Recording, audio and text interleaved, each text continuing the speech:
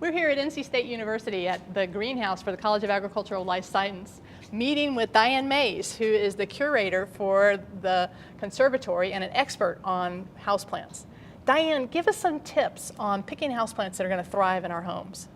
Well, first you need to know exactly the area that you want this plant to grow in your home.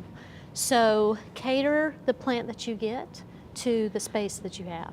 So if you have a sunroom, you'll pick out plants that need high light. It would be totally different than what you would do for a bedroom.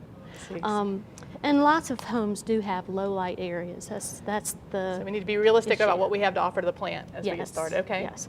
So some things you can look for low light areas would be plants like this Chinese evergreen that has very large leaf surface, very dark green, and will do and thrive very well in the home in a dark area.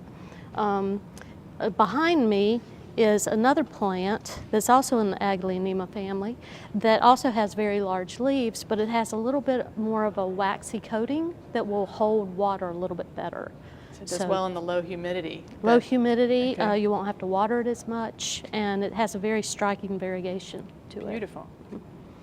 Again, then you can go to some of these cultivars. This is Aglaonema commutatum, and it's got a very nice variegation to the leaf, but it can still handle the low light areas. And How about this bright one? That is beautiful, isn't it? This is Aglaonema Bright Star, and it will need brighter light. This would be great for a sunroom that has diffused light and not any direct light, because you'll get sun scorch if you give them direct light. These plants are native to understory tropical rainforest. So they have a canopy of trees that are grown over them. So they're naturally growing under diffused light, dappled light, so no direct sunlight. Okay. We have some other plants that would do well in the home, which are the bromeliads, and you can get some nice vibrant color out of the center of that. The syngoniums, there's all kinds of syngonium cultivars coming out now, so this one has got a nice burgundy leaf. Pink color, wow. So you can get some color in those low light areas.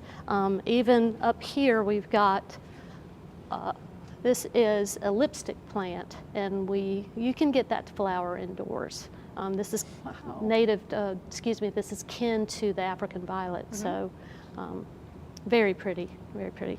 And even the Anthurium, which you probably recognize from a lot of cut flower arrangements, you give it the right conditions, you can get this to flower indoors. Thanks, Diane.